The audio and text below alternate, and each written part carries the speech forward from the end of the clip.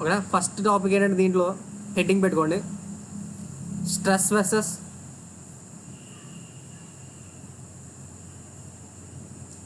Strain diagram. మీకు అందరికీ కూడా స్ట్రెస్ అంటే ఏంటి, స్ట్రెయిన్ అంటే ఏంటి అని తెలుసు అనుకుంటున్నాను నేను అందరికీ. ఒక మీలో అందరికీ కూడా స్ట్రెస్ అంటే ఏంటి, స్ట్రెయిన్ అంటే ఏంటని తెలుసు అనుకుంటున్నాను. అందరూ కూడా యూనివర్సల్ టెస్టింగ్ మెషిన్ గురించి విన్నారా? యూనివర్సల్ టెస్టింగ్ మెషిన్ గురించి విన్నారు మీరు అందరూ? మీకు స్ట్రెంత్ ఆఫ్ మెటీరియల్స్ ల్యాబ్లో ఫస్ట్ వచ్చే ఎక్స్పెరిమెంట్ ఇది, యూనివర్సల్ టెస్టింగ్. యూనివర్సల్ టెస్టింగ్ మెషిన్కి ఓకేనా ఇలా రెండు జాస్ ఉంటాయి. ఓకేనా, ఇదేమో అప్పర్ జా, ఇదేమో లోయర్ జా. ఓకేనా, ఈ లోవర్ జా అన్నది ఫిక్స్డ్ జా ఇది. ఓకేనా, ఈ అప్పర్ జా అన్నది మూవబుల్ జా. ఓకేనా, ఇప్పుడు మీరు ఏం చేస్తారంటే ఈ ఫిక్స్డ్ జాకి లోవర్ జాకి మధ్యలో ఒక వర్క్ పీస్ని తీసుకుంటారు, అండ్ నథింగ్ బట్ ఒక రాడ్ని తీసుకుంటారు. ఓకేనా, ఒక రాడ్ని నీట్గా ప్లేస్ చేస్తారు. ఓకేనా, ప్లేస్ చేసిన తర్వాత ఏం చేస్తారంటే ఈ రాడ్ మీద ఓకేనా, సపోజ్ మనకి ఇక్కడ ఒక మీటర్ ఉంటుంది అన్నమాట.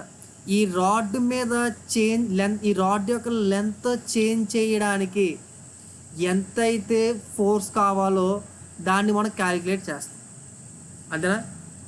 దీని యొక్క లెంత్ని చేంజ్ చేయడానికి, సపోజ్ దీని లెంత్ 5 మీటర్ ఉందనుకోండి, 5.1 మీటర్ చేయడానికి అంటే 0.1 మీటర్ మార్చడానికి ఒక మనకి ఎంతైతే లోడ్ అవసరమో ఆ లోడ్ని క్యాలిక్యులేట్ చేస్తాం మనం. ఓకేనా, యూనివర్సల్ టెస్టింగ్ మెషిన్ ఉపయోగించి. అదే చేశారు మీరు టెస్టింగ్ మెషిన్ నుంచి. ఓకేనా, సో ఇప్పుడు నేను తీసుకున్నది ఏంటంటే డక్టైల్ మెటీరియల్ తీసుకున్నా. ఓకేనా, డక్టైల్ మెటీరియల్ తీసుకున్నా ఇక్కడ నేను తీసుకున్నాను. ఇప్పుడు మీరు ఇక్కడ ఏం చేస్తున్నారంటే మీరు ఓకేనా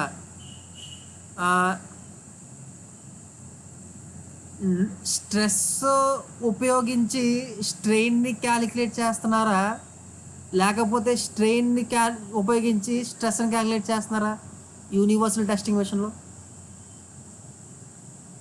నా క్వశ్చన్ ఏంటంటే ఇక్కడ మీకు ప్రాసెస్ ఏం అర్థమైంది కదా. దీన్ని బట్టి స్ట్రెస్ను ఉపయోగించి స్ట్రెయిన్ని క్యాలిక్యులేట్ చేస్తున్నారా, స్ట్రెయిన్ ఉపయోగించి స్ట్రెస్ని క్యాలిక్యులేట్ చేస్తున్నారా? స్ట్రెయిన్ ఉపయోగించి స్ట్రెస్ని క్యాలిక్యులేట్ చేస్తారు కదా. అంటే ఇక్కడ ఇండిపెండెంట్ పారామీటర్ ఏది, డిపెండెంట్ పారామీటర్ ఏది? ఇండిపెండెంట్ స్ట్రెయిన్, స్ట్రెస్ ఏమో డిపెండెంట్ పారామీటర్. ఓకేనా, ఇప్పుడు నేను ఏం చేస్తానంటే దీని మీద రకరకాల స్ట్రెయిన్స్ ప్రొడ్యూస్ చేసుకుంటూ ఒక స్ట్రెయిన్ని దీని మీద ప్రొడ్యూస్ స్ట్రెయిన్ని స్లోగా ఇంక్రీజ్ చేసుకుంటూ ఓకేనా దానికి సరిపడా లోడ్ని క్యాలిక్యులేట్ చేసుకుంటున్నా అన్నమాట. చేసుకుంటూ ఏం చేస్తానంటే ఒక గ్రాఫ్ని గీస్తున్నా. ఓకేనా, ఒక గ్రాఫ్ని గీస్తున్నా. దేనికి గ్రాఫ్ని?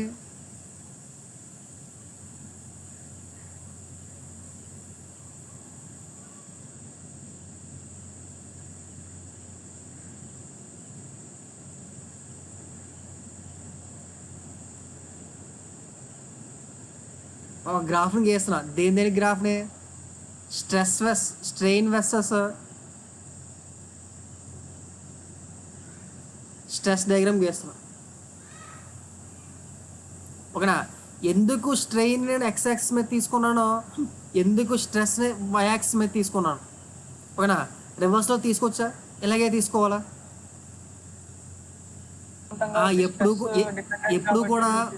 ఎప్పుడు కూడా మన గ్రాఫ్ గీసేటప్పుడు ఇండిపెండెంట్ క్వాంటిటీ అన్నది ఎక్స్ మీద తీసుకోవాలి, డిపెండెంట్ క్వాంటిటీ ఎప్పుడు కూడా వైయాక్స్ మీద తీసుకోవాలి. అదవుతుందా?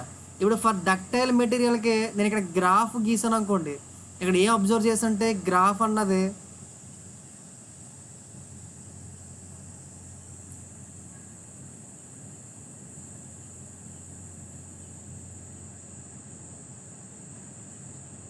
ఓకేనా.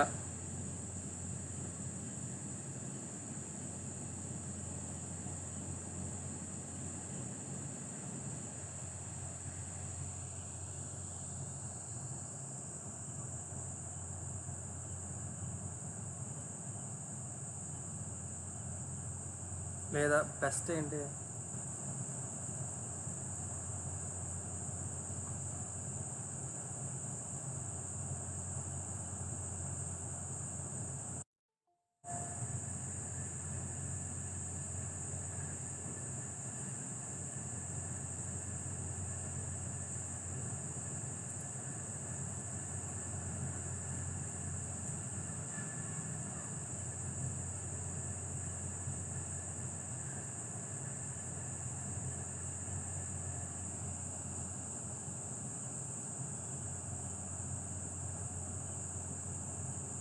ఓకేనా, ఏమనుకో.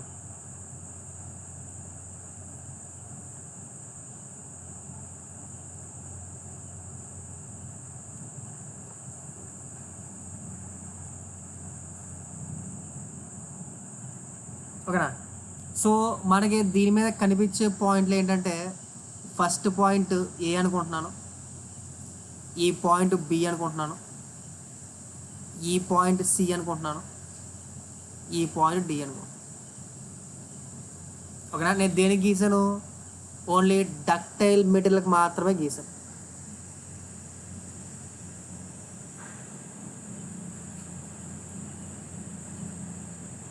ఓకేనా.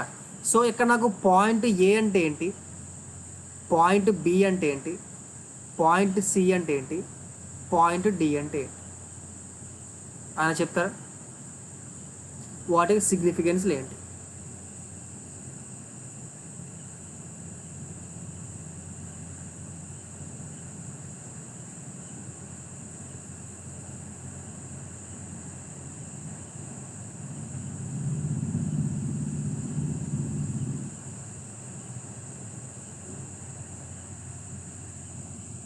ఓకేనా. పాయింట్ ఏ అంటే ఏంటి? Proportionality limit.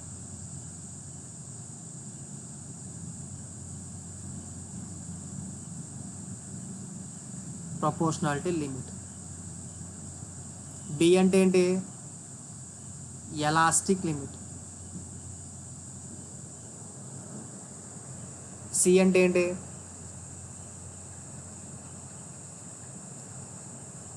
Yield point. D అంటే ఏంటి?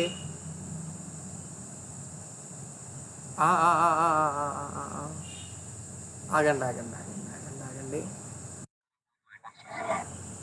ఒక పాయింట్ మిస్ చేశాను.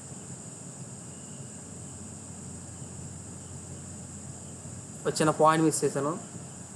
ఆ పాయింట్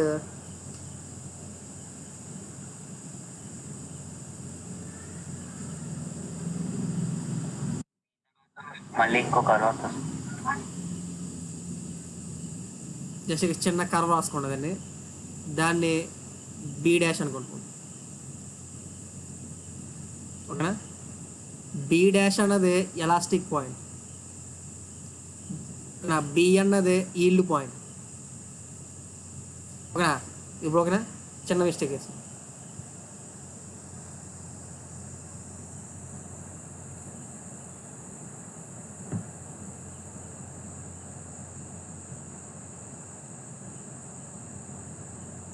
నెక్స్ట్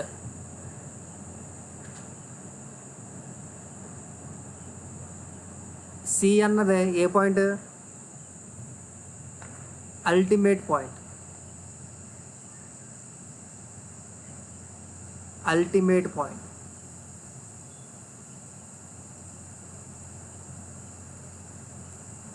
ఓకేనా. డి అన్నది ఏం పాయింట్? Failure point.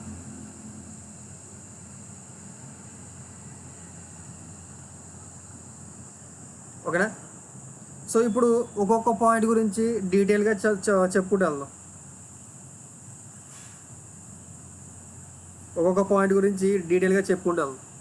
ఓకేనా. మనకి ఫస్ట్ తగిలే పాయింట్ ఏంటంటే ప్రపోర్షనాలిటీ లిమిట్. రాసుకోండి, డయాగ్రామ్ తీసుకోండి.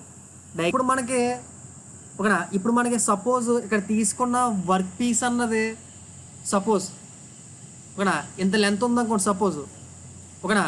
దీంట్లో ఏం చేస్తామంటే మనం కొంచెం అమౌంట్ ఆఫ్ లెంత్ అన్నది అప్పర్ జాలోకి ఇన్సర్ట్ చేస్తాం, కొంచెం అమౌంట్ ఆఫ్ లెంత్ అన్నది లోవర్ జాకే ఓకేనా, లోవర్ జా లోపల ఇన్సర్ట్ చేస్తాం ఓకేనా. సో మొత్తం వర్క్ పీస్ అంతా అంతా కూడా మనం స్టడీ చేయం. ఈ వర్క్ పీస్ ఎంత ఉందనుకోండి, దీంట్లో ఇన్సర్ట్ చేసే వర్క్ పీస్ ఎంత ఉందనుకోండి, దీంట్లో కొంచెం లెంత్ మాత్రమే స్టడీ చేస్తాం మనం ఓకేనా.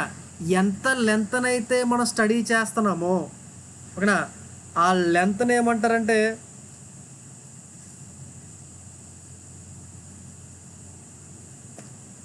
ఎలా మర్చిపోయినాడు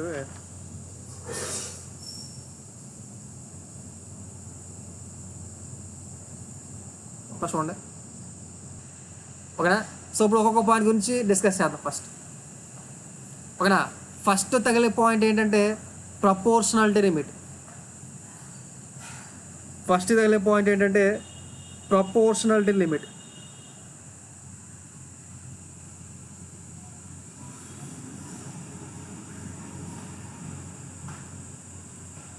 ఓకేనా, ప్రపోర్షనాలిటీ లిమిట్ ఓకేనా. అప్ టు ప్రపోర్షనాలిటీ లిమిట్ యొక్క సిగ్నిఫికెన్స్ ఏంటి ఫస్ట్ ఓకేనా. ప్రపోర్షనాలిటీ లిమిట్ యొక్క సిగ్నిఫికెన్స్ ఏంటంటే ప్రపోర్షనాలిటీ లిమిట్ వరకు, అప్ టు ప్రపోర్షనాలిటీ లిమిట్ ఓకేనా, స్ట్రెస్ అన్నది స్ట్రెయిన్కి ప్రపోర్షనల్గా ఉంటుంది.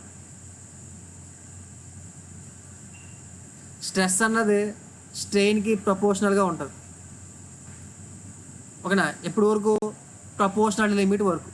ఇప్పుడు నేను స్ట్రెయిన్ అన్నది ఎక్కడ తీసుకున్నా అంటే ఎక్స్ యాక్సిస్ మీద తీసుకున్నా ఓకేనా. స్ట్రెస్ అనేది దేని మీద తీసుకున్నా అంటే వై యాక్సిస్ మీద తీసుకున్నా ఓకేనా. అంటే ఏం చెప్పవచ్చు ఇక్కడ, Y is directly proportional to X అని చెప్పొచ్చా, Y is directly proportional to X అని చెప్పొచ్చా. So Y is directly proportional to X అంటే Y is equal to MX అని చెప్పొచ్చా ఓకేనా. Y is equal to MX అన్న ఈక్వేషన్ అన్నది డ్రా చేసాము అనుకుంటే ఏంటి అలా వై ఈజ్ ఈక్వల్ ఎంఎక్స్ అన్నది అండి. ఇది ఏం చెప్తుంది మనకి వై ఈజ్ ఈక్వల్ ఎంఎక్స్ అన్నది, వై ఈజ్ ఈక్వల్ ఎంఎక్స్ అన్నది మన దేని గురించి చెప్తుంది అసలు. స్ట్రైట్ లైన్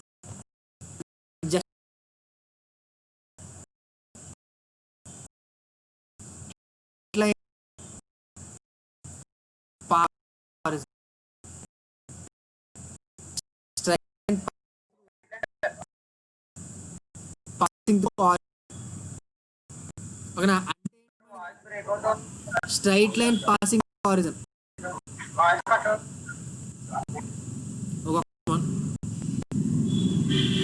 హారిజన్ అన్నమాట. అంటే ఏంటంటే ఇక్కడ కూడా ఏమవుతుందంటే అప్ టు ప్రపోర్షనాలిటీ లిమిట్ వరకు ఓకేనా, స్ట్రెస్ అన్నది దేనికి ప్రపోర్షనల్గా ఉంది, స్ట్రెయిన్కి ప్రపోర్షనల్గా ఉంది ఓకేనా. అంటే ప్రపోర్షనాలిటీ లిమిట్ వరకు ఓకేనా, ప్రపోర్షనాలిటీ లిమిట్ వరకు ఓకేనా మనకి గ్రాఫ్ అనేది ఎలా ఉంటుందంటే స్ట్రైట్గా ఉంటుంది అన్నమాట. మనకి అక్కడ వరకు ప్రపోర్షనాలిటీ లిమిట్ వరకు మాత్రమే, అదవుతుందా ఓకేనా. దీన్ని ఏమంటామంటే హుక్స్ లా అంటాం.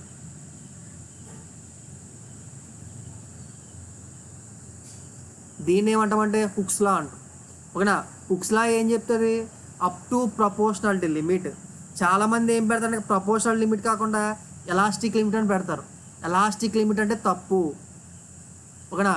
హుక్స్ డిఫైన్ హుక్స్ అంటే ఏం చెప్పాలంటే up to proportionality limit, stress is directly proportional to strain. అదవుతుందా, అది మాట ప్రపోర్షనాలిటీ లిమిట్ యొక్క సిగ్నిఫికెన్స్ ఓకేనా. నెక్స్ట్ పాయింట్ వచ్చేసరికి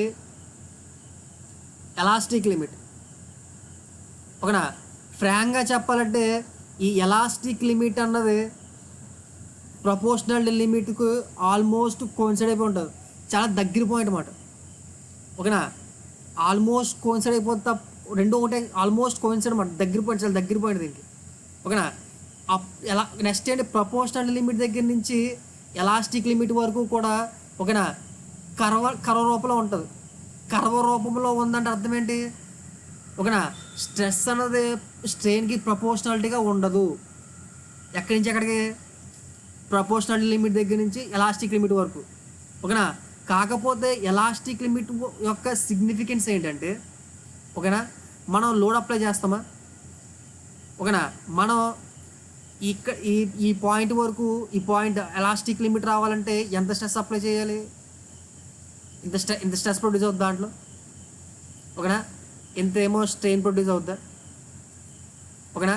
ఇప్పుడు నువ్వు ఇక్కడ ఈ లోపు, ఓకేనా, ఈ పాయింట్ లోపు, ఓకేనా, ఈ బి డాష్ పాయింట్ లోపు లోడ్ అప్లై చేశారు అనుకోండి. సపోజ్ మీరు ఏ బాడీ మీద అయినా సరే లోడ్ అప్లై చేసాం అనుకోండి, అది దాని యొక్క అది ఎలాంగేట్ అవ్వడం అన్నది ఆ మెటీరియల్ యొక్క స్వభావం అది, ఓకేనా, ఎలాంగేట్ అవుతుంది.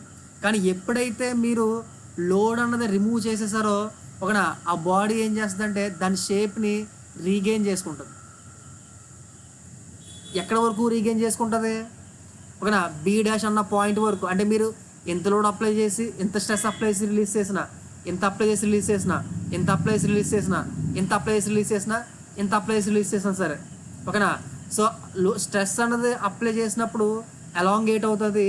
ఎప్పుడైతే ఆ లోడ్ని కనుక రిలీజ్ చేస్తారో అప్పుడు రీగెయిన్ అయిపోతుంది, ఓకేనా. ఏ లిమిట్ వరకు, ఏ పాయింట్ వరకు అయితే రీగెయిన్ అవుతుందో, ఓకేనా, మ్యాక్సిమం పాయింట్ ఏ పాయింట్ వరకు అది రీగెయిన్ అవుతుందో ఆ పాయింట్ని ఏమంటామంటే ఎలాస్టిక్ పాయింట్ అంటాం. దీని ముందున్న రీజన్ ఏమంటామంటే ఎలాస్టిక్ రీజన్ అంటాం,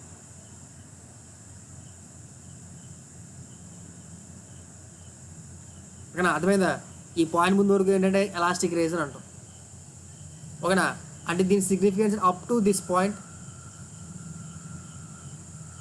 up to this point,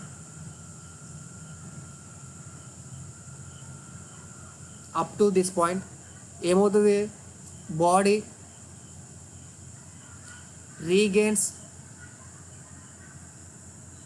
it's original shape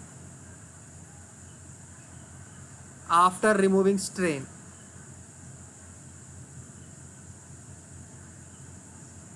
after removing the strain,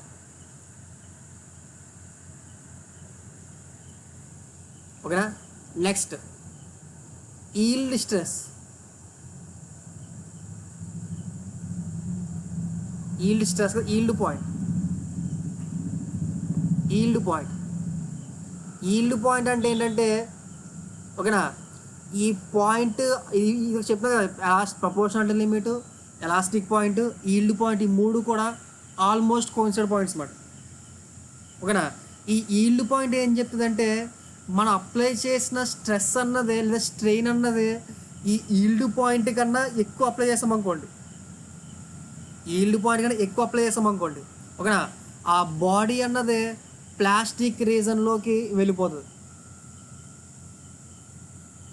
plastic రీజియన్లోకి వెళ్ళిపోతుంది బాడీ అన్నది. ప్లాస్టిక్ రీజన్లోకి వెళ్ళిపోవడం అంటే ఏంటి, ఓకేనా. సో ఎప్పుడైతే లోడ్ అప్లై చేసి, ఎప్పుడైతే స్ట్రెయిన్ అప్లై చేసి రిమూవ్ చేసామో ఆ బాడీ అన్నదే, ఓకేనా, రీగెయిన్ అవ్వదు,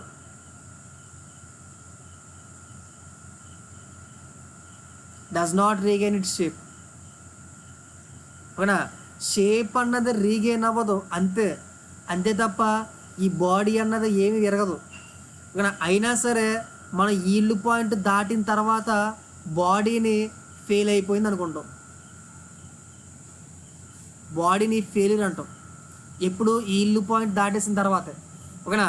అంటే ఈల్డ్ పాయింట్ ఫెయిల్యూర్ అన్నంత మాత్రాన మీకు ఆల్రెడీ ఫెయిల్యూర్ డెఫినేషన్ చెప్పాను. ఫెయిల్యూర్ అంటే డెఫినేషన్ ఏంటి, what is the definition for failure?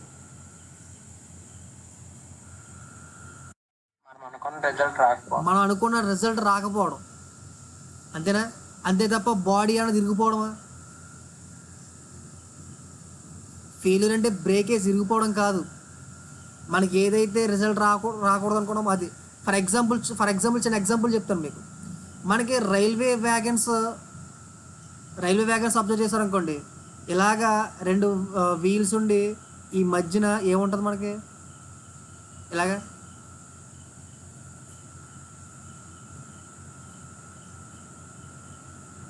ఈ మధ్యన ఏముంటుంది, యాక్సిల్ ఉంటుందా, క్రాంక్ యాక్సిల్ ఉంటుందా, ఓకేనా. ఇప్పుడు ఆ వ్యాగన్ యొక్క బరువంతా కూడా దేని మీద పడుతుంది?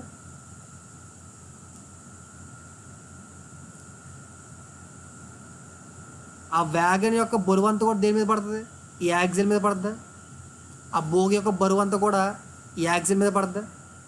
ఓకేనా? ఇప్పుడు భోగి అన్నది ముందుకు వెళ్తుంది. ఓకేనా?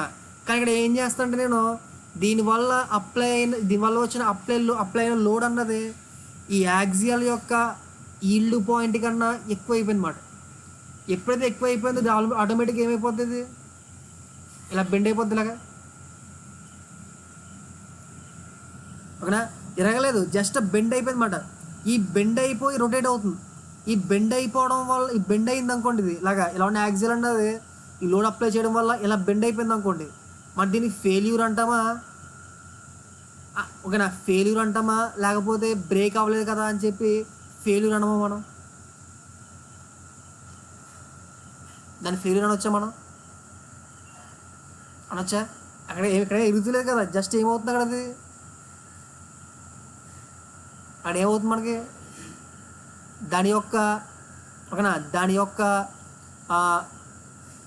షేప్ని మార్చేసుకుంటుంది అది. ఓకేనా?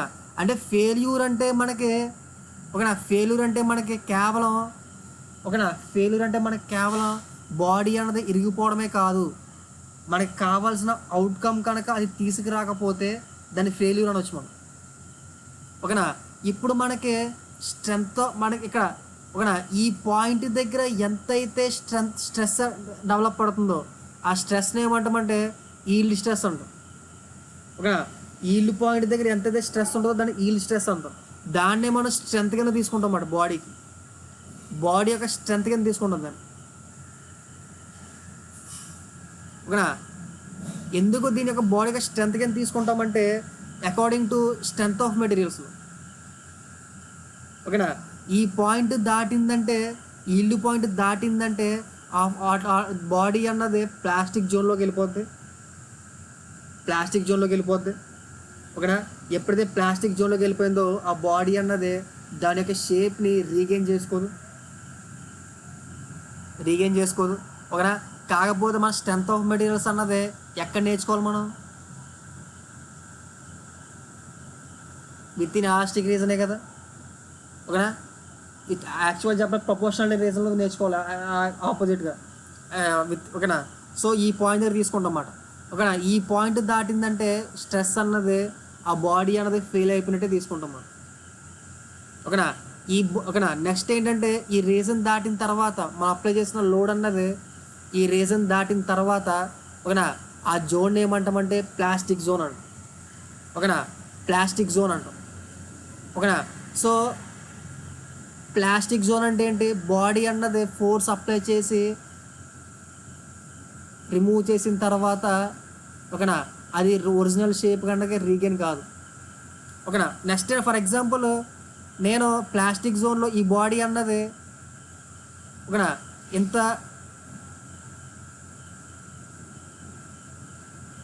ఎలా నేను ఎక్స్ప్లెయిన్ చేస్తాను అంటే వెళ్ళిపోయిన తర్వాత ఓకేనా ఇంత లెంత్ ఎక్స్ప్లెయిన్ చేసిన తర్వాత నేను ఎప్పుడైతే ఫోర్స్ని రిమూవ్ చేసేసానో ఆ బాడీ అన్నది అలాగే ఉండిపోద్దా, ఇంకొంచెం కంప్రెస్ అవుద్దా, లైట్గా కంప్రెస్ అయ్యే ఛాన్స్ ఉందా, లేకుండా ఎంతైతే ఎక్స్ప్లెయిన్ చేసినా అంతే ఉండిపోద్దా?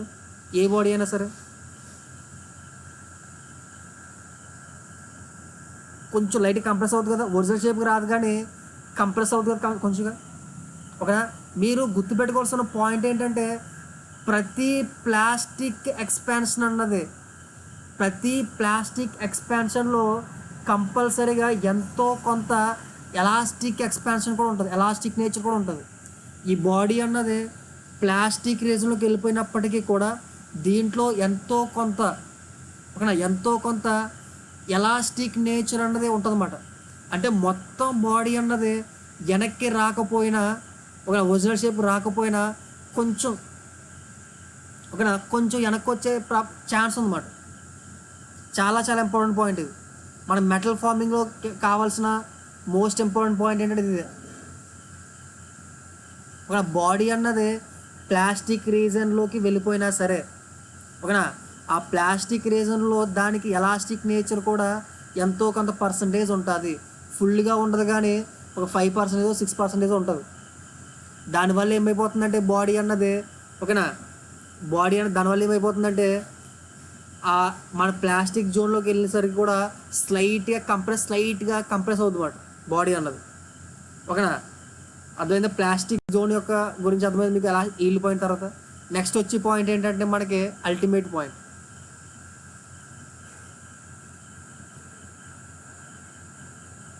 అల్టిమేట్ పాయింట్ అంటే ఏంటి?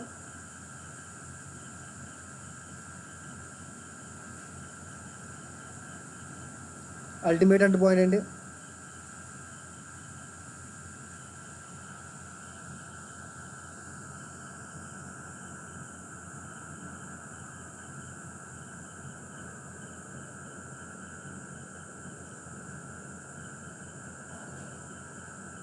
మ్యాక్సిమం స్ట్రెంత్ కాదు, మ్యాక్సిమం లోడ్ కాదు. అల్టిమేట్ పాయింట్ ఏంటంటే అసలు ఈ పాయింట్ దగ్గర మనకి ఇప్పుడు వరకు ఎక్కడైనా సరే మనకి ఫెయిల్యూర్ అని చెప్పని తప్ప ఓకేనా, బ్రేక్ అవుతుందని చెప్పాను అసలు ఎక్కడైనా. ఈ అల్టిమేట్ పాయింట్ దగ్గర ఏమవుతుందంటే అసలు మనకి దాంట్లో ఆ బాడీలో ఫస్ట్ క్రాక్ అన్నది జనరేట్ అవుతుంది. ఫస్ట్ క్రాక్ అనేది జనరేట్ అవుతుంది మనకి ఈ అల్టిమేట్ పాయింట్ దగ్గర. ఓకేనా, ఆ అల్టిమేట్ పాయింట్ దగ్గర ఫస్ట్ క్రాక్ అనేది జనరేట్ అయ్యి ఎప్పుడైతే ఇంకా స్ట్రెయిన్ చేస్తున్నానో ఓకేనా, ఆ క్రాక్ అన్నది ప్రాపగేట్ అవుతూ ఇక్కడ బ్రేక్ అయిపోతుంది. ఓకేనా, ఇక్కడ వరకు అసలు బాడీలో క్రాక్ అన్నది జనరేట్ అవ్వదు. ఓకేనా, అందుకే దీన్ని మ్యాక్సిమం లోడ్ క్యారింగ్ కెపాసిటీ అంటారు, అల్టిమేట్ పాయింట్ అంటారు దీన్ని. ఓకే, మీరు చెప్పింది కరెక్టే, మ్యాక్సిమం లోడ్ క్యారింగ్ కెపాసిటీ కరెక్టే. ఓకేనా, అదవుతుందా? ఎందుకు అసలు ఆ పాయింట్ ఆఫ్ సిగ్నిఫికెన్స్ అంటే మనకి ఇక్కడ వరకు కూడా అసలు మనకి క్రాక్ అనేది జనరేట్ అవుతుంది. ఇక్కడ క్రాక్ అనేది ఎక్కడ జనరేట్ అవుద్ది అంటే ఓకేనా, ఈ అల్టిమేట్ పాయింట్ దగ్గర జనరేట్ అవుతుంది. మీరు అబ్జర్వ్ చేశారనుకోండి, ప్లాస్టిక్ జోన్ అది ఎక్కడి నుంచి ఎక్కడ దాకా ఉంది ప్లాస్టిక్ జోన్ అనేది.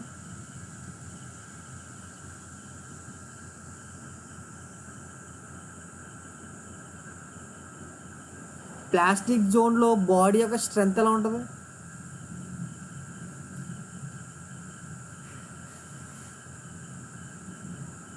ప్లాస్టిక్ జోన్లో బాడీ స్ట్రెంత్ ఎలా ఉంటుంది? తక్కువ ఉంటుందా ఎలాస్టిక్ జోన్తో పోల్చుకుంటే?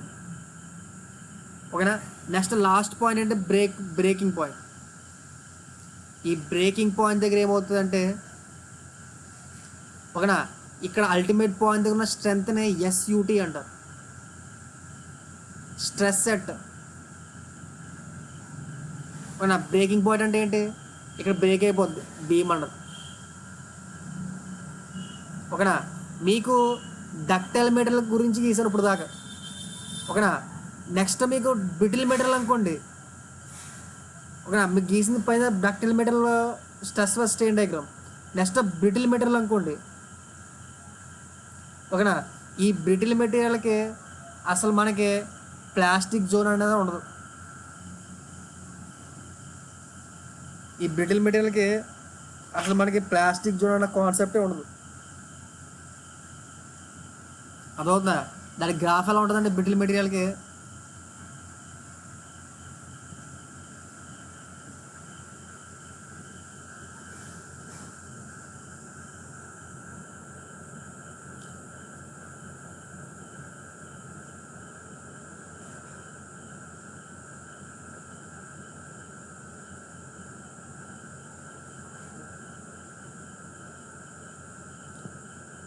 Proportional limit, elastic point, yield point, next ultimate point, అంతే, జస్ట్ ఇంతే. ప్లాస్టిక్ జోన్ ఉండదు దీనికి.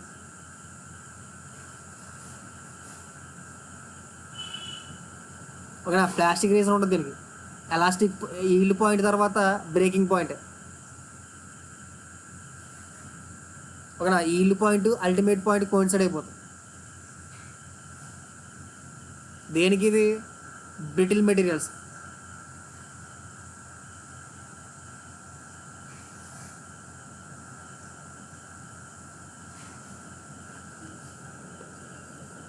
The sample is fixed between the grips of the UTM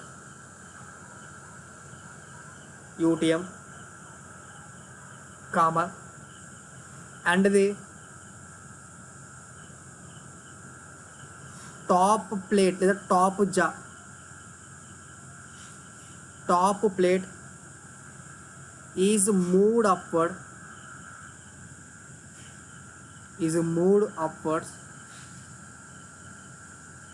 with certain speed, is moved upward with certain speed, full stop. Then the length of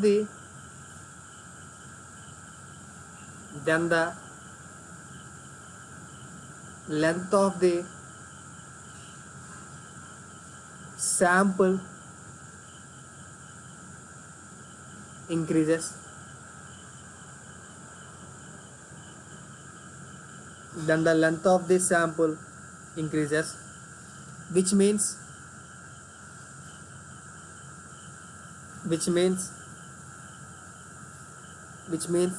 elongation is produced.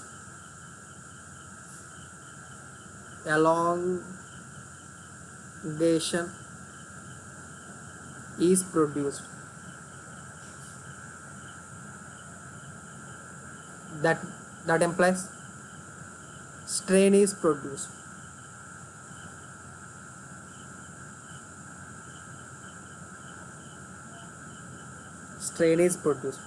Full stop. But the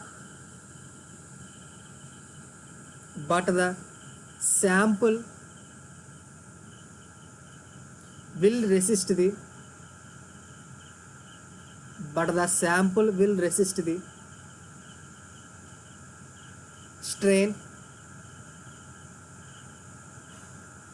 strain with a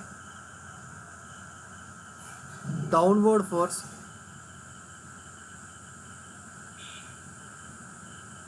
F, which is measured by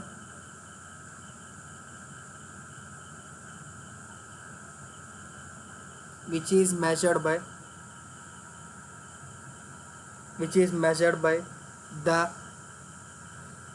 load connected to the UTM.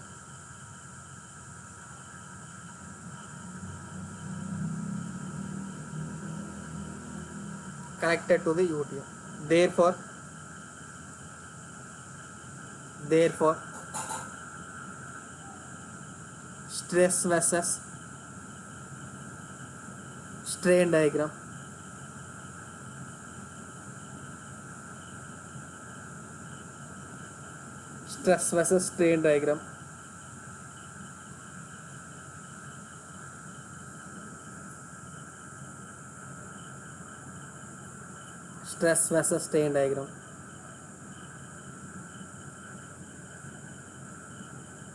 is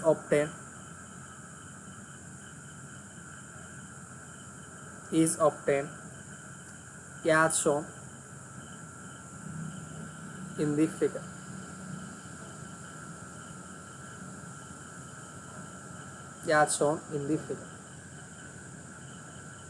Next point.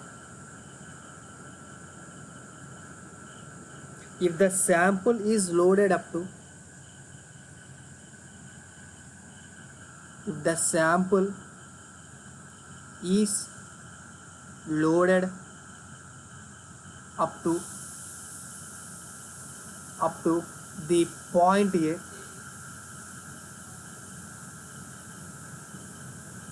the point A,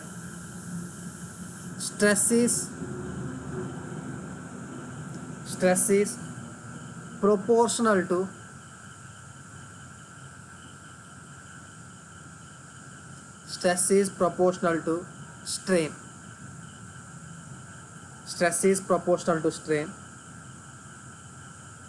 Known as proportionality limit. proportionality limit.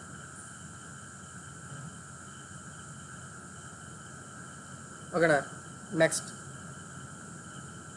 if the sample is loaded up to the point b dash, బ్రాకెట్లో B కూడా రాస్తున్నాను. ఓకేనా, మీకు ఏం చెప్పాను, elastic లిమిట్ని proportional limit points, sir elastic limit పాయింట్ని yield point రెండు కూడా ఆల్మోస్ట్ కోయిన్సైడ్ పాయింట్స్, రెండు ఒకే పాయింట్లు రెండు కూడా. ఓకేనా, అదే బ్రాకెట్ రాసేస్తున్నాను. ఓకేనా, stress is not proportional to strain, but it regains shape after removal of load.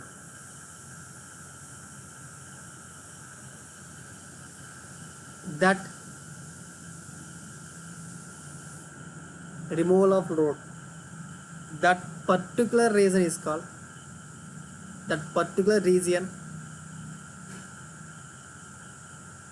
called, elastic region.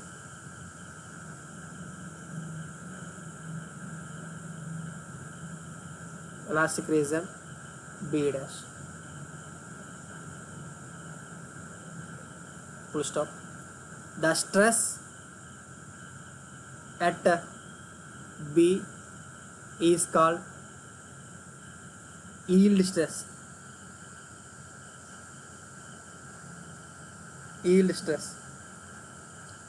Full stop. Next one.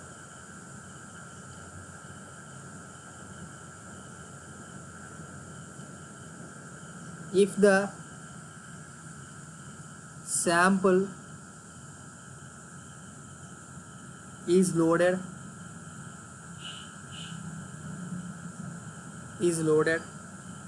beyond the point B,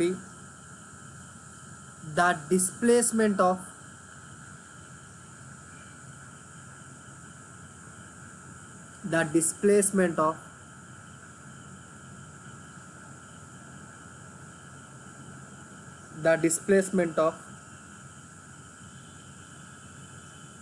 atomic planes takes place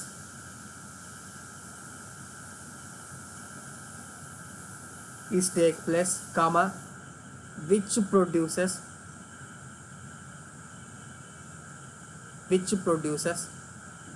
plastic strain.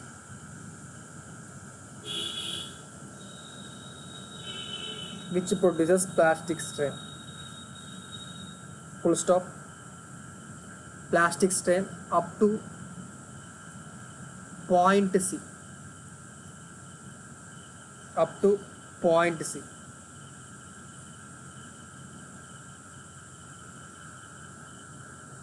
And result the maximum stress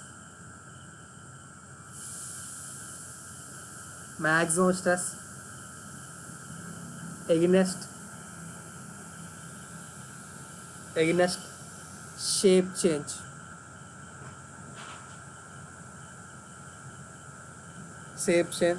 Full stop. The corresponding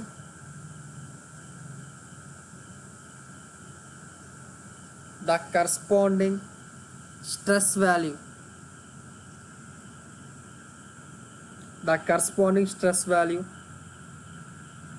at point C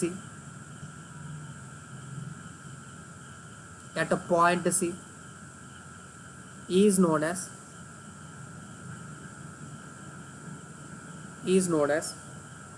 ultimate ultimate stress, full stop. Next point,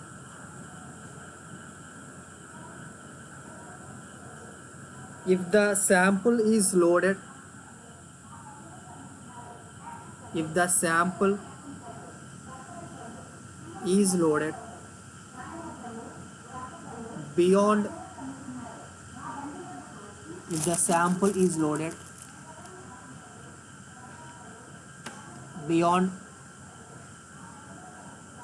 the point C, beyond the point C, the displacement, the displacement of the sample, of the sample increases severely,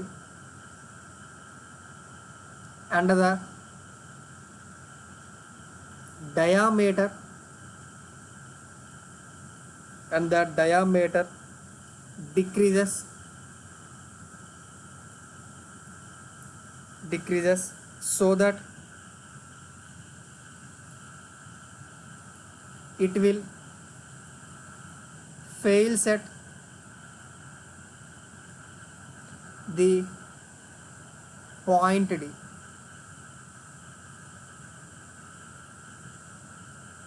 రాసుకో. ఎంతైతే force apply చేస్తానో ఆ body అనేది ఏం చేస్తుంది, అంత ఫోర్స్ని oppose చేస్తుందా.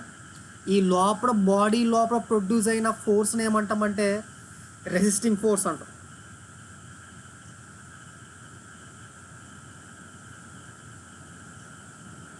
Resisting force అంటాం. ఓకేనా. సో ఈ రెసిస్టింగ్ ఫోర్స్ పర్ యూనిట్ ఏరియాని ఏమంటామంటే స్ట్రెస్ అంటాం. ఓకేనా. ఇప్పుడు నేను ఈ ఫోర్స్ని స్లోగా పెంచుకుంటేలాను అనుకోండి. ఓకేనా. ఇది కూడా ఏం చేస్తుంది, దీంట్లో ప్రొడ్యూస్ అయ్యే రెసిస్టింగ్ ఫోర్స్ అన్నది స్లోగా పెంచుకుంటే వెళ్తుంది. ఓకేనా. అంటే ఇక్కడ ఏం చేస్తాను, నేను లోపల ఒక స్ట్రెస్ని డెవలప్ చేస్తున్నాను అనమాట. ఓకేనా. ఈ లోపల ప్రొడ్యూస్ అయిన స్ట్రెస్ అన్నది ఓకేనా ఈ బాడీ అన్నది తట్టుకోగలిగింది అనుకోండి. ఓకేనా. బాడీ సేఫ్గా ఉంటుంది. ఓకేనా.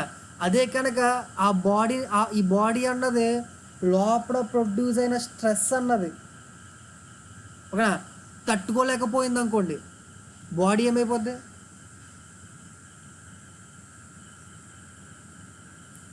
బాడీ ఏమైపోద్ది అప్పుడు ఎలాంగేట్ అయిపోద్దా. ఓకేనా. ఎలాంగేట్ అయిపోద్ది, బాడీ ఫెయిల్ అయిపోద్ది అనుకొచ్చేదండి. అంటే మనకి బాడీ యొక్క స్ట్రెంగ్త్ని ఓకేనా, స్ట్రెంగ్త్ అంటే ఏం చెప్పొచ్చు నేను అప్పుడు, స్ట్రెంగ్త్ అంటే దాన్ని అంటే స్ట్రెంగ్త్ ఎలా డిఫైన్ చేయొచ్చు నేను ఇప్పుడు,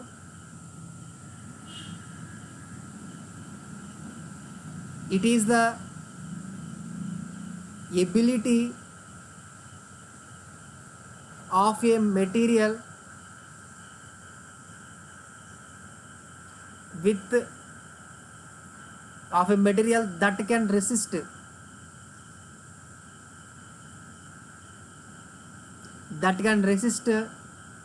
స్ట్రెస్ అని చెప్పొచ్చు.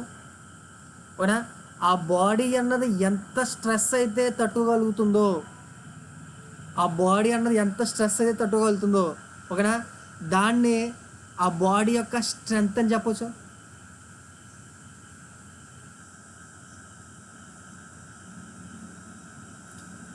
మళ్ళీ ఫస్ట్ స్ట్రెంత్ నుంచి రాస్తా. Strength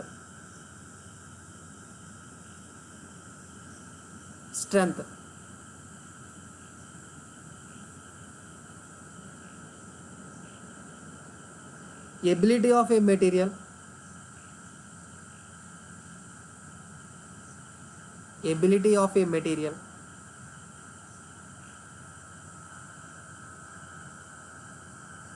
that can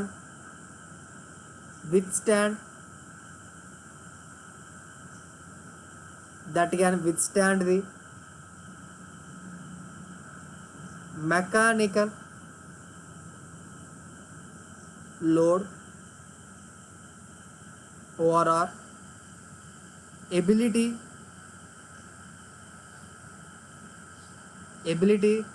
of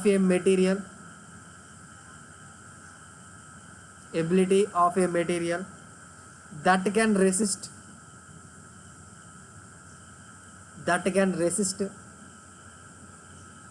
the stress. Next, hardness.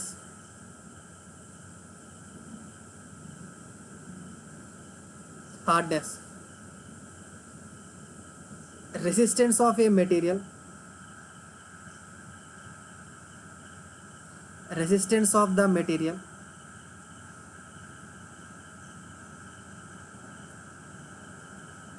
against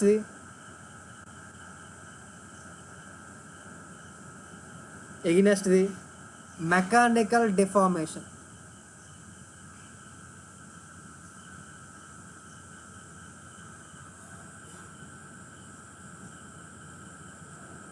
లేదా indentation. Next, ductility.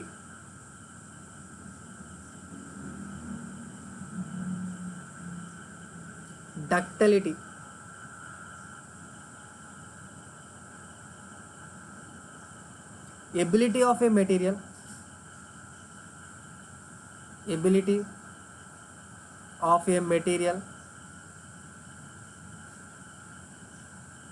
that can undergo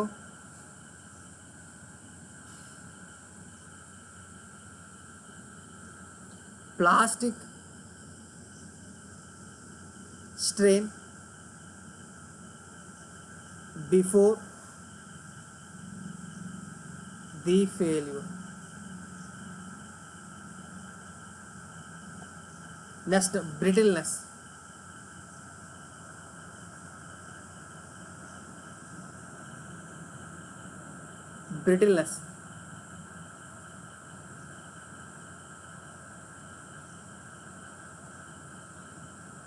Ability of a material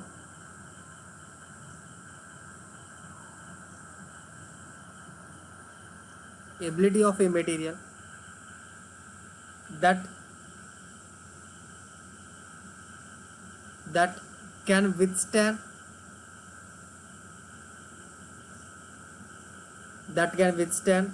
mechanical load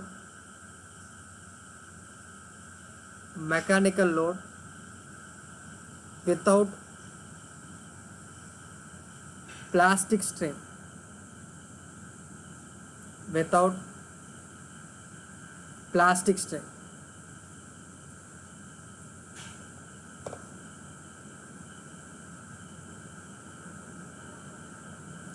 Creep.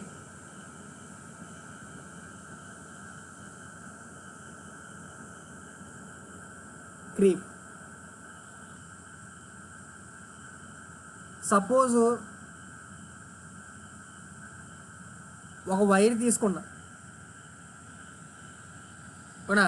ఈ వైర్కి ఏం చేశానంటే ఒక లోడ్ పెట్టాను, ఓకేనా. ఒక వైర్ తీసుకొని ఒక లోడ్ పెట్టాను, ఓకేనా. ఆ లోడ్ పెట్టి ఏం చేస్తానంటే ఫస్ట్ డే అంటే ఈ వైర్ అన్నది ఈ లోడ్ని బేర్ చేస్తుంది, అంటే కట్ అవ్వలేదు, ఓకేనా. ఫస్ట్ డే అలాగా నేను 10 రోజులు చూస్తూ అనమాట. 1 day, 2 days, first week, 1 month, 2 months, year అయిపోయింది, 2 years అయిపోయింది, 3 years అయిపోయింది, 4 years అయిపోయింది. అలా విత్ రెస్పెక్ట్ టు టైమ్ నేను దీన్ని అబ్జర్వ్ చేస్తున్నాను, ఓకేనా.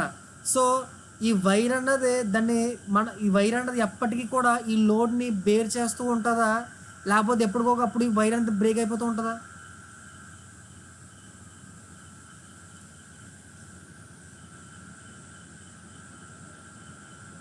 Slow and progressive time with respect to time, okay. With respect to time మా డెఫార్మేషన్ కనుక మెజర్ చేసామనుకోండి, ఎప్పుడు కాన్స్టెంట్ లోడ్తో దాన్ని క్రీప్ అంటారు. నైస్, దాన్ని క్రీప్ అంటారు. Slow and progressive deformation. Nice, okay. రాసుకోండి. Time versus strain behaviour.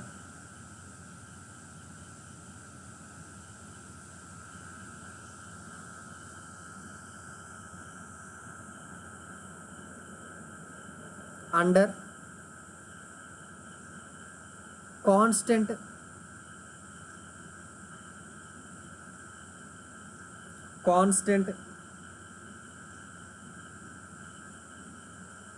Mechanical load.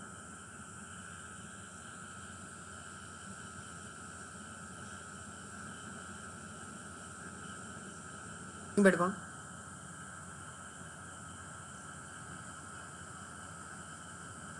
True stress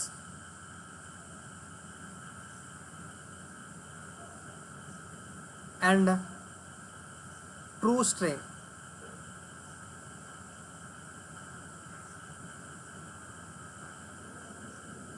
true stress and true strain. ఓకేనా. మనకి స్ట్రెస్ స్ట్రెయిన్స్ అన్నవి రెండు రకాలు.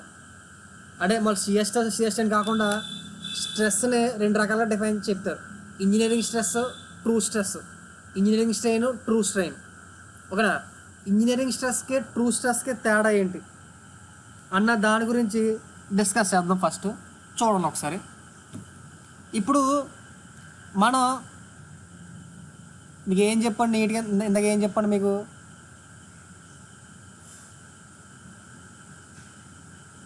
యూటీఎంలో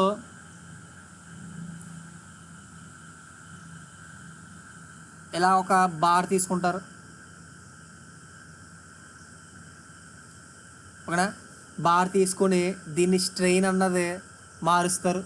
ఓకేనా. ఇనీషియల్గా మనకి బార్ అన్నది, ఇది తీసుకున్న బార్ అన్నది ఇనీషియల్గా ఇలా ఉందనుకోండి. ఓకేనా. నెక్స్ట్ ఏమవుద్ది, లోడ్ అప్లై చేయడం వల్ల ఆ బార్ యొక్క సైజ్ అన్నది ఇలా మారుతుంది. నెక్స్ట్ ఏమవుతుంది, ఇలా మారుతుంది. నెక్స్ట్ ఏమైంది, ఇలా మారుతుంది. ఓకేనా. సో ఇక్కడ ఓకేనా, ఇక్కడ బార్ మీద సమ్ F0 అని ఫోర్స్ అప్లై చేశారు అనుకోండి. ఓకేనా. ఇక్కడ ఏముంటుందంటే సమ్ F1 అన్న ఫోర్స్ ఉంటుంది. ఇక్కడ ఏముంటుందంటే సమ్ F2 అన్న ఫోర్స్ ఉంటుంది. సమ్ F3 అన్న ఫోర్స్ ఉంటుంది. అంతేనా అంతే కదా. ఇప్పుడు మనకి బార్ అన్నది ఓకేనా, ఇప్పుడు బార్ అన్నది ఎక్స్టెండ్ అవుతుంది అనుకోండి ఇలాగా. ఓకేనా. సో బార్ యొక్క లెంత్ చేంజ్ అవుతున్నప్పటికీ దాని మీద యాక్ట్ అయ్యే స్ట్రెస్ ఏమైపోతుంటుంది, మారిపోతూ ఉంటుంది. ఓకేనా. ఎప్పుడైతే ఈ బార్ యొక్క ఎక్స్టెండ్ అయిపోతుందో దీని యొక్క ఏరియాస్ ఏమైపోతాయి,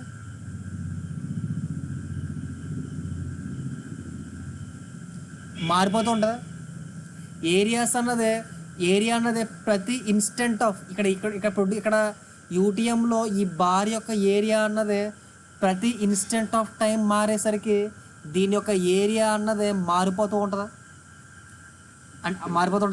అంటే ఇక్కడ నేను స్ట్రెస్ అన్నది ఫైండ్ అవుట్ చేయాలంటే ఇక్కడ స్ట్రెస్ ఫైండ్ అవుట్ చేయాలంటే ఒక్కొక్క దగ్గర ఒక్కొక్క ఏరియా వేసుకోవాలి నేను. స్ట్రెస్ వర్సెస్ స్ట్రెయిన్ డయాగ్రామ్ గీసినప్పుడు ఇక్కడ స్ట్రెస్ తీసుకున్నాం కదా, ఇక్కడ స్ట్రెస్ అనేది క్యాలిక్యులేట్ చేయాలంటే ఇక్కడ ఒక ఏరియా ఉంటుంది, ఇక్కడ ఒక ఏరియా ఉంటుంది, ఇక్కడ ఒక ఏరియా ఉంటుంది, ఇక్కడ ఒక ఏరియా ఉంటుంది కదా, అంతేనా. సో నేను బార్ యొక్క ఏరియా అన్నది వేరువేరుగా తీసుకుంటూ ఉండాలి కదా. కానీ మనం ఇక్కడ క్యాలిక్యులేట్ చేసేటప్పుడు ఎప్పుడు కూడా ఏరియా అన్నది A0 కిందే తీసుకుంటాం, అంటే ఇనీషియల్ ఏరియా తీసుకుంటాం. ఓకేనా. అంటే ఇక్కడ స్ట్రెస్ కావాలనుకోండి, నాకు ఏం వేస్తున్నాం, ఇక్కడ ఏరియా F0/A0 వేస్తాం. ఇక్కడ స్ట్రెస్ కావాలనుకోండి F1/A0 వేస్తాం. ఇక్కడ స్ట్రెస్ కావాలనుకోండి F2/A0 వేస్తాం. ఎప్పుడు కూడా నేను స్ట్రెస్ అన్నది ఏం చేస్తానంటే with respect to initial area మాత్రమే క్యాలిక్యులేట్ చేస్తాను నేను. ఓకేనా. ఎప్పుడు స్ట్రెస్ స్ట్రెయిన్ డయాగ్రామ్ గీసేటప్పుడు ఓకేనా, ఏదైతే స్ట్రెస్ని మనం based on initial area use చేసి క్యాలిక్యులేట్ చేస్తున్నామో ఆ స్ట్రెస్ని ఏమంటామంటే ఇంజనీరింగ్ స్ట్రెస్ అంటాం.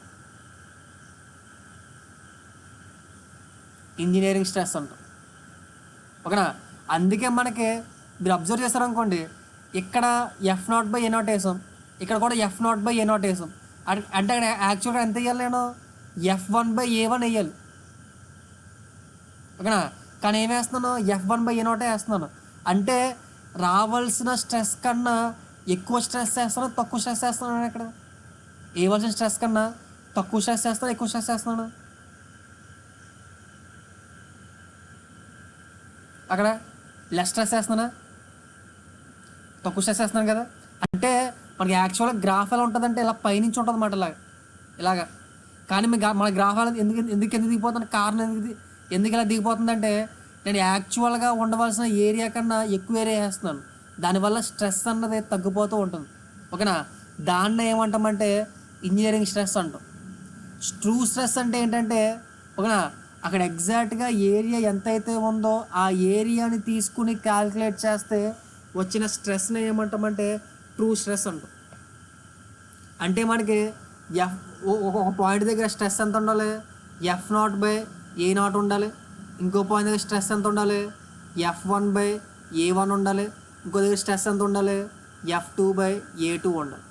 అలా కాకుండా ఎప్పుడు కూడా స్ట్రెస్ ఎలా క్యాలిక్యులేట్ చేస్తున్నాను, F0/A0, F1/A0, F2/A0, F3/A0. ఎప్పుడు కూడా ఇనీషియల్ ఏరియా తీసుకుని క్యాలిక్యులేట్ చేస్తాం అన్నమాట. అదొక పాయింట్. ఇనీషియల్గా ఉన్నది దాని మీద ఫోర్స్ అప్లై చేయడం వల్ల ఇలా అయిపోయింది. ఓకేనా, దీనికి ఈ బార్కి వాల్యూమ్ సేమ్గా ఉంటుందా, మారిపోతుందా? ఈ బార్కి వాల్యూమ్ సేమ్గా ఉంటుందా, మారిపోతుందా?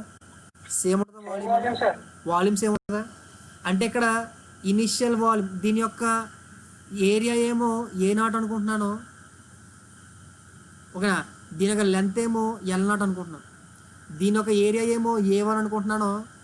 దీని యొక్క లెంత్ ఏమో A1 అనుకుంటున్నాను. అదవుతుందా? సో ఇప్పుడు నేను A0 into L0 is equal to A1 into L1 కింద రాసుకోవచ్చా? చూడండి ఒకసారి. ఓకేనా, దీని నుంచి A0/A1 is equal to L1/L0 కింద రాసుకోవచ్చు. చూడండి. ఓకేనా, ఈ L0ని, ఈ L1 అంటే ఏంటి, ఇనీషియల్గా ఉన్న లెంత్ L0, ఫోర్స్ అప్లై చేయడం వల్ల మారిపోయిన లెంత్ ఏంటి, L1. ఈ L1ని initial length plus change in length కింద రాసుకోవచ్చా? చూడండి.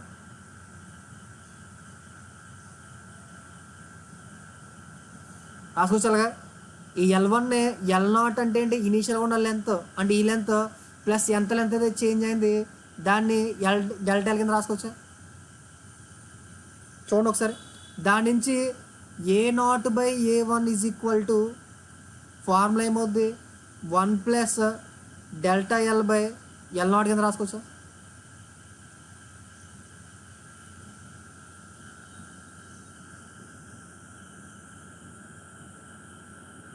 అలా రాసుకోవచ్చా? ఓకేనా, మనకి true stress is equal to ఏ రాసుకోవాలి. ఇక్కడ నేను అక్కడున్న లోడ్ బై అక్కడున్న ఓకేనా, అక్కడున్న ఏరియా కింద రాసుకోవాలి మనం ట్రూ స్ట్రెస్ అంటే. ఓకేనా, కానీ ఎలా రాస్తాం మనం, ఇంజనీరింగ్ స్ట్రెస్ అంటే ఎలా రాస్తాం మనం, అక్కడున్న లోడ్ బై ఇనీషియల్ ఏరియా రాసేస్తాం. ఇంజనీరింగ్ స్ట్రెస్ అయితే ఎలా రాస్తాం మనం, అక్కడున్న లోడ్ బై ఇనీషియల్ ఏరియా రాస్తాం. కానీ ట్రూ స్ట్రెస్ అంటే ఏం రాయాలి, అక్కడున్న లోడ్ బై అక్కడున్న ఏరియా కింద రాసుకోవాలి. అదవుద్దా, అక్కడున్న లోడ్ బై అక్కడున్న ఏరియా కింద రాసుకోవాలి. ఓకేనా, ఇప్పుడు నేను దీన్ని ఏం చేస్తానంటే A0తో మల్టిప్లై చేసి డివైడ్ చేస్తాం.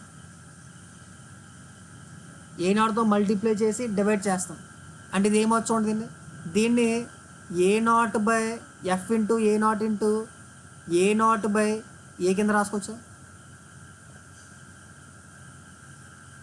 చూడండి, దీన్ని ఎలా రాసుకుంటారంటే F0 into A0 into A0/A అంటే 1 ప్లస్ డెల్టా L/L0 కింద రాసుకోవచ్చు.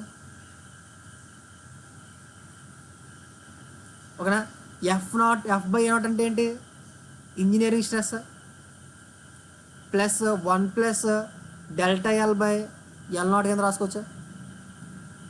True stress is equal to formula ఇది. చూడండి అర్థమైందా, ఇంకొకసారి చెప్పమంటారు. ఓ చూడండి స్ట్రెయిన్ డెఫినేషన్ చూడండి ఒకసారి. ఓకేనా, ట్రూ స్ట్రెయిన్కి ఇంజనీరింగ్ స్ట్రెయిన్కి మధ్య ఉన్న రిలేషన్షిప్ రాసుకోండి. ఓకేనా, అసలు మెటల్ ఫార్మింగ్లో మనం ఏం చేస్తాం అన్న దాని గురించి ఇప్పుడు చెప్తాను చూడండి. ఇప్పుడు మెటల్ ఫార్మింగ్లో ఏం చేస్తానంటే నేను నా దగ్గర ఉన్న మెటీరియల్ని ఓకేనా సమ్ ఫోర్సెస్ అప్లై చేసి ఎక్కడి వరకు తీసుకెళ్తానంటే ప్లాస్టిక్ జోన్ వరకు తీసుకెళ్తాను. ఓకేనా, ప్లాస్టిక్ జోన్ కంటే దేనికి ప్లాస్టిక్ జోన్ అది ఎక్కడ ఉంటుంది మనకి, ఈల్డ్ పాయింట్కి అల్టిమేట్ పాయింట్కి మధ్యలో ఉంటుందా. ఓకేనా, నేను ఏం చేస్తానంటే నాకున్న మెటీరియల్స్ని సమ్ ఫోర్సెస్గా హీట్ చేసో సమ్ ఫోర్సెస్ అప్లై చేసో ఏం చేస్తానంటే ప్లాస్టిక్ జోన్లోకి తీసుకెళ్తాను. ఓకేనా, ప్లాస్టిక్ జోన్లోకి తీసుకెళ్ళిన తర్వాత దాన్ని ఏం చేస్తానంటే నాకు ఏదైతే షేప్ కావాలో ఆ షేప్లోకి దాన్ని నేను మోల్డ్ చేసుకుంటాను. ఓకేనా, ప్లాస్టిక్ జోన్లోకి తీసుకెళ్ళిపోయిన తర్వాత నాకు ఏదైతే షేప్ కావాలో ఆ షేప్లోకి మోల్డ్ చేసుకుంటాను. ఓకేనా, మోల్డ్ చేసుకుని ఆ మోల్డ్ అన్నది ఏమైపోతుంది, మళ్ళీ ఒరిజినల్ షేప్ వచ్చేస్తుందా, అలాగే ఉంటుందా. ప్లాస్టిక్ జోన్లో చేస్తాను కాబట్టి అది అలాగే ఉంటుంది కదా. ఓకేనా, నాకు ఏదో రిక్వైర్డ్ షేప్ కావాలో ఆ రిక్వైర్డ్ షేప్లోకి మార్చుకుంటాం అనమాట. ఓకేనా, ఆ ప్రాసెస్ని ఏమంటామంటే మెటల్ ఫార్మింగ్ అంటాం. రాసుకోండి, ఆ పాయింట్ రాసుకోండి. Metal farming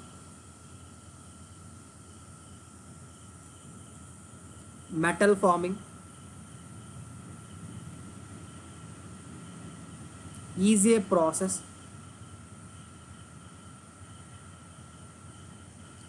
a process in which forces are applied over a temporary heating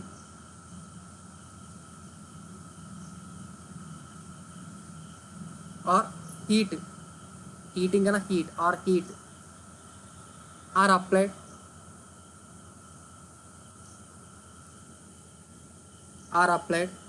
on the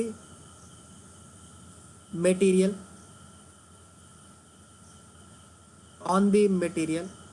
such that the stress induced will be greater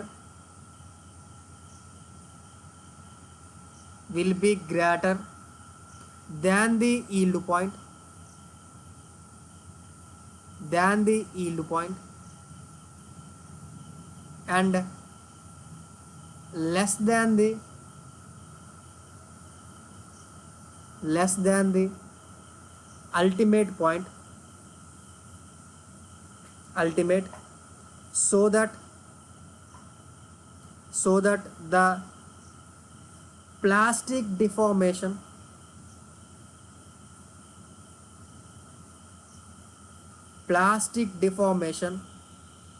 produced in the material will be used for changing the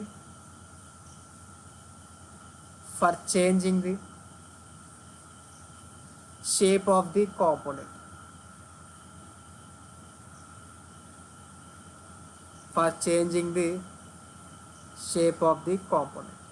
Full stop. ఓకేనా, advantage ఇలా manufacturing చేయడం వల్ల ఏమైనా advantage ఏం చెప్పగలరా మీరు? ఓకేనా, నేను ఏం చేస్తున్నా, జస్ట్ నాకు ఏదైతే మెటీరియల్ ఉందో ఆ మెటీరియల్ని ఒక ప్లాస్టిక్ జోన్లో తీసుకెళ్ళిపోయి నాకు ఏదైతే రిక్వైర్డ్ షేప్ కావాలో ఆ షేప్లో కూడా మార్చేసుకుంటున్నాను దాన్ని సింపుల్గా. ఇలా చేయడం వల్ల మనకి అడ్వాంటేజెస్ ఏమున్నాయి? ఎక్కువ మెషిన్ టూల్ అవసరం లేదు సార్. ఏంటి? మెషిన్ టూల్ అనేది ఎక్కువ అవసరం లేదు సార్. మిషన్ టూల్ అనేది అవసరం లేదు. దానికన్నా ఇక్కడ నాకు వేస్టేజ్ ఆఫ్ మెటీరియల్ ఏమైనా ఉందా? మెటీరియల్ వేస్టేజ్ ఏమైనా కనబడుతుంది మీకు ఇక్కడ ఏమైనా? ఇప్పుడు మనం మెషినింగ్ చేస్తున్నప్పుడు ఏమైనా వేస్టేజ్ ఉంటుందా మనకి?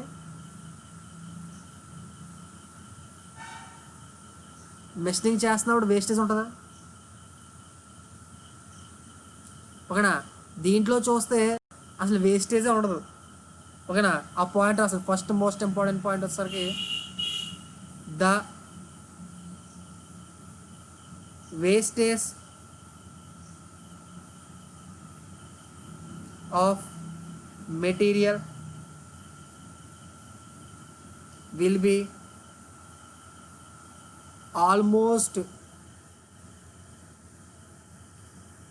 Almost zero or negligible. ఇంకేం చెప్తారా?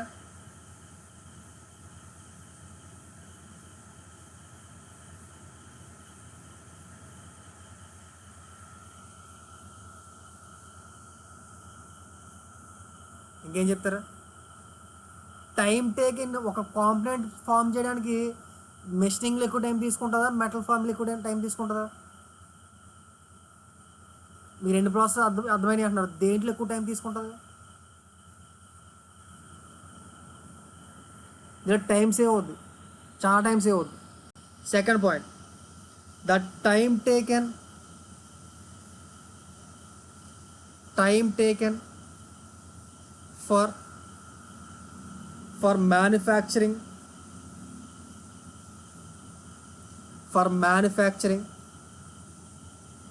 Of components will be low, hence production rate will be higher. ఓకేనా, థర్డ్ ఇంకేం చెప్పగలరా?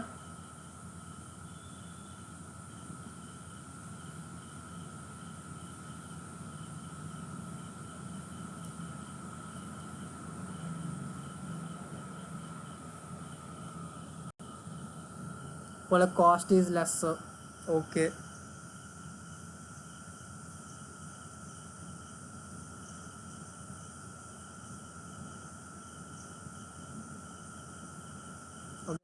మెయింటెనెన్స్ కాస్ట్ తక్కువ ఉంటుంది సార్.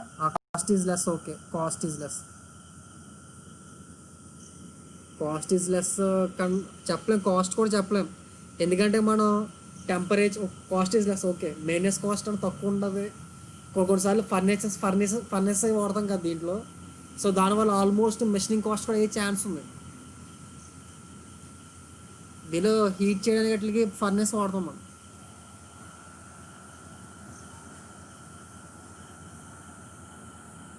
ఓకేనా, నెక్స్ట్ మెయిన్ పాయింట్ ఏంటంటే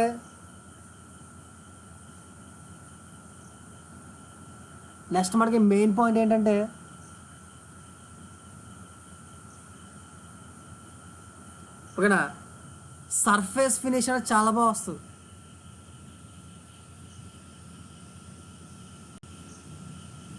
దీంట్లో మెషినింగ్లో మనం ఏం చేయాలి, ఎక్స్ట్రాగా సర్ఫేస్ ఫినిష్ ఆపరేషన్స్ అనేవి చేయాలి మనం మెషినింగ్లో అయితే. దీంట్లో సర్ఫేస్ ఫినిష్ ఆపరేషన్స్ అన్నవి అవసరం ఏముండవు. దీనిలో కొంచెం బాగా వస్తుంది మనకి, సర్ఫేస్ ఫినిష్ అనేది చాలా బాగా వస్తుంది.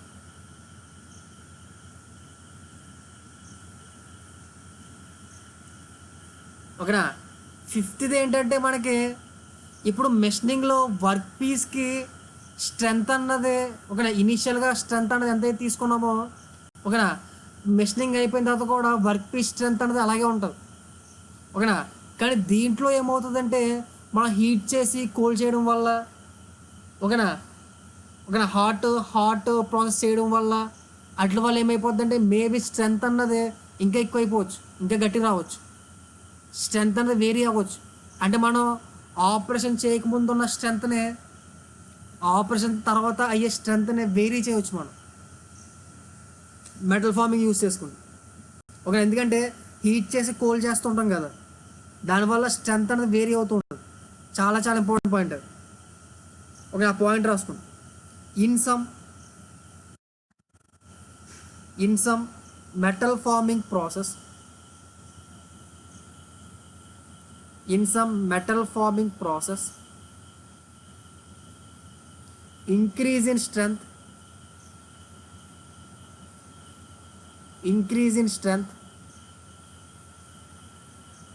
and hardness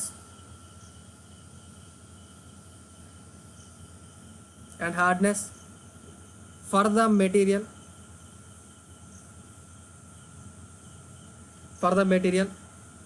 will be takes place. ఇవి అడ్వాంటేజ్. ఓకేనా. Next hot working and cold working గురించి రేపు కంటిన్యూ చేస్తాం. ఓన్లీ డక్టైల్ మెటీరియల్స్కి, ఇది బ్రిటిల్ మెటీరియల్స్కి, బ్రిటిల్ వర్క్ పీసెస్ని మనం ఫోర్జింగ్ చేయలేం. ఎందుకు చేయలేం అని చెప్తారా?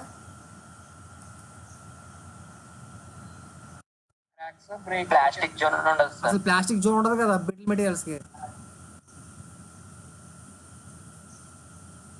ఆ పాయింట్ రాసుకో. డిసడ్వాంటేజెస్: brittle materials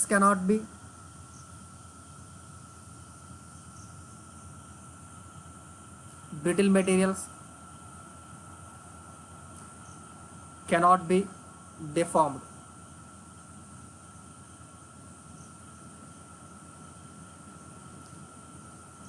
నెక్స్ట్, ఓకేనా. కానీ ఇక్కడ మనం మెటల్ ఫార్మింగ్లో ఎక్కువ ఫోర్స్లు యూస్ చేయాలా, మెషినింగ్లో ఎక్కువ ఫోర్స్లు యూస్ చేయాలా? మెటల్ ఫార్మింగ్లో ఎక్కువ ఫోర్స్లు యూస్ చేయాలా, మెషినింగ్లో ఎక్కువ ఫోర్స్లు యూస్ చేయాలా?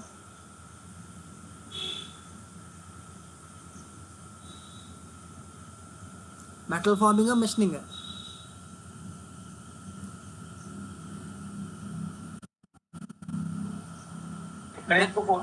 మెటల్ ఫార్మింగ్లో ఎక్కువ ఫోర్స్ యూస్ చేయాలి, ఎందుకంటే ప్లాస్టిక్ జోన్ దాకా తీసుకెళ్ళాలి మనం. రాసుకోండి point. Forces and energy required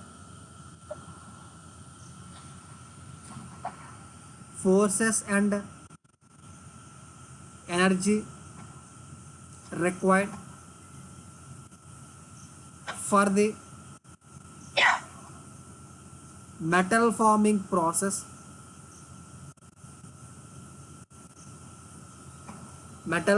process will be higher than the other manufacturing methods.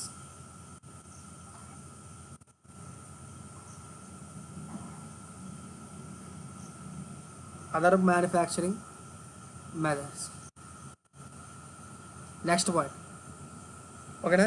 Complex shapes మనం చేయలేం. Complex shapes cannot be manufacture.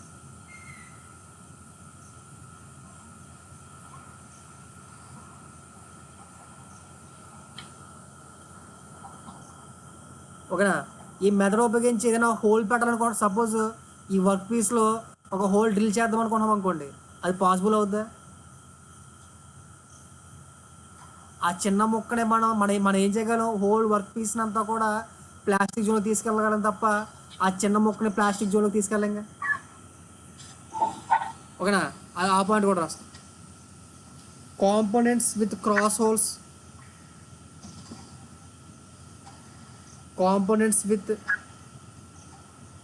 Holes cannot be produced.